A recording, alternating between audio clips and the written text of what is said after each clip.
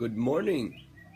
I thought I would do something a little different this morning. Instead of just doing a daily writing, I thought I would share a little more of myself and the energy that I am coming from as I do my writing, and share directly from the heart.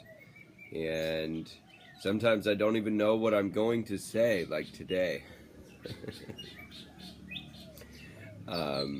I'm here in Bali, in Ubud, and I think it'd probably be good to start off with just sharing a little bit of my journey up until now and why I'm here. I think we all have an image of what an ideal life might look like, and we're constantly striving. I know at least I was, what does a level 10 life look like? And I've always, broken it down in the 7 categories of life, the 7 major life areas. What would a level 10 look like? Physically, mentally, spiritually, socially, emotionally, financially, and in my environment. And it creates a type of positive stress to work towards, this best version of what your life would look like at a level 10. It puts you in comparison with the best version of your potential self, which also feels good than comparing yourself with others. But what it also does is it puts all the emphasis on you. What can you do to be happy by being at a level 10? And what I feel like I realize even over the last few days is like I'm pretty much in many ways living the life that I want to live, right? So it's like, okay, physically, mentally, spiritually, like in many ways I feel like I have done my best to answer this question over a period of time, and I feel really good. I feel really empowered about where I am. And yet, and this is where, I go and I do a lot of this just feeling in the heart and not moving away from it. And yet, why don't I feel level 10 happiness if I feel like I am living to the best version of myself that I can? And so sitting honestly with that and feeling that, it's like, I don't know why I don't feel like that. You would think that living out a vision or, a level 10 vision of, yes, it makes me very happy. It makes me feel very empowered. It also makes me feel very in control of my own life and my own destiny. But this idea of happiness, it's a state, right? It's a concept, and then it's a lived state. And it's like, when people say, are you really happy? Because it depends on when they're asking you, right? Because it's a temporary state. It comes and goes and it fluxes through the day.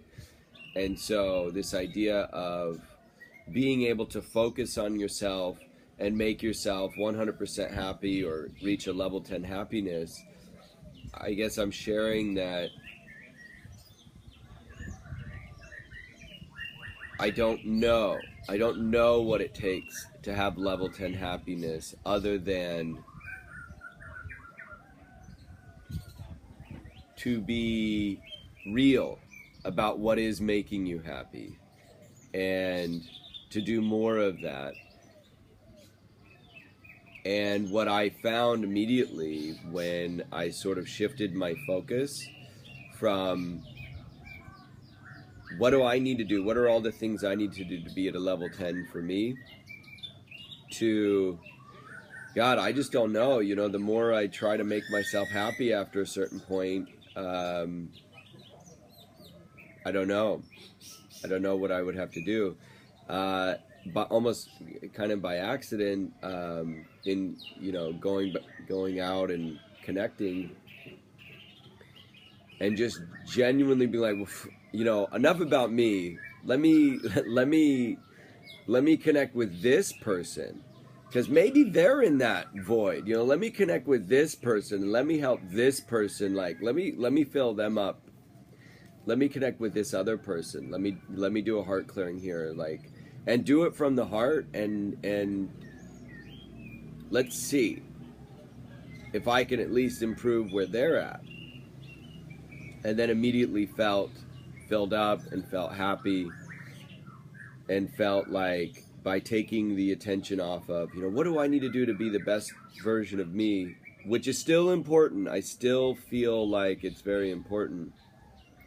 But I felt like one of the fastest ways to move into a higher state of happiness is to actually shift the focus to improving the connection of the person that you're interacting with, which seems counterintuitive. But I think that's one of the final lines to cross. I think you want to do so much to empower yourself, and then you might hit a certain point, and this is where I think people go crazy, is they keep investing into themselves to try to break through to the next level. But I think you can only hit a certain point, and that point is when you really are empowered and you really are free. Any additional investment in trying to make yourself even happier once you've reached a certain point of freedom is striving for something that maybe you can't reach through the same methods. The economists have a word for it. They call it the declining margin of utility.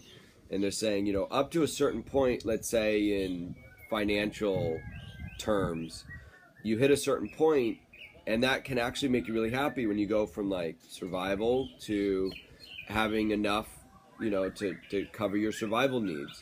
That's really important, to have enough food, water, shelter, and everything for you, for your family, to hit a certain point of survival.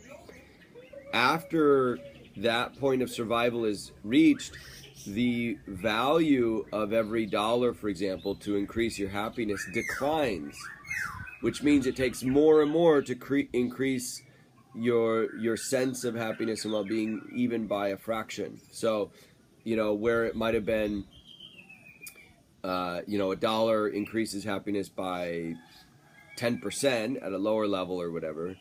As you get higher and higher and higher, it's going to take 10 times as much, 100 times as much, 1,000 times as much to do 1,000 times less impact. And then eventually you just hit a point where there really is no noticeable difference, whether it's 1 million or 1 billion or 10 billion. And yet you see so many who hit these sort of peaks or have these mountains of resources, and if they keep trying to invest in themselves, they actually can get more and more unhappy, because what they used to have control over, which was a sense of their own empowerment and happiness, they no longer have control over. And unless they make that shift from self-centric investments to selves-centric investments, and that means investment of time, energy, not just money, and selves meaning, our other selves. There's our individual self, which our ego makes sure is taken care of very well. And then there's our soul, our compassionate, higher self that is constantly on the lookout and wanting to care for its selves, its other parts of itself. And that's where I feel like, in the last post that I did about quality connections and everything, I feel like that's why that's so important, because we have this balance between a self-centric investment into empowerment and flourishing and everything else. But if we do that in the absence of a selves-centric investment in raising all of ourselves, perhaps not just on this planet, but as we even grow and evolve and colonize and meet other life forms or whatever, it's going to be a continual investment in other selves and other life forms, in nature, in our environment, a selves-centric investment that ultimately can make us much, much, much happier and help us break through that ceiling of the self-centric investments that we might try to fruitlessly chase, feeling like we're going to hit that next high that never comes. So I think the key point here is, yes, it's important to focus on yourself. Some people don't even give themselves that allowance. They don't even allow themselves to focus on themselves. But I think that's important, to raise yourself up, to empower yourself, to feel good, to feel free on a certain level. And you are free.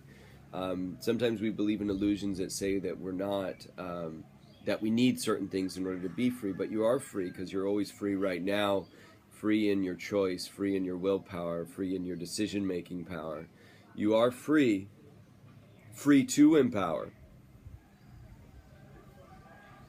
And then you hit a certain point where your empowerment is in the compassionate centric or other selves-centric focus that says, now that I'm empowered, how can I share this with my other selves and do the same thing, basically raise up and empower not just humanity, not just being biased about raising up and empowering all of humanity, which can also be a type of self-centricity of just how can we support all humans, but all of life, because that also supports humans, right? It's much more interwoven and integrated. So how can I go from being just self-centric to species-centric to all selves, all life forms, raising up and empowering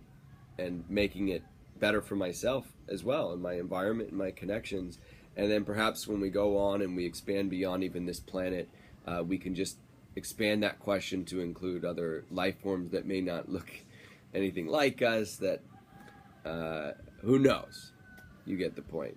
To continue to expand that awareness and say, how can I improve the quality of this connection or this environment beyond myself? And in so doing, because it is a connection, it all comes back to home.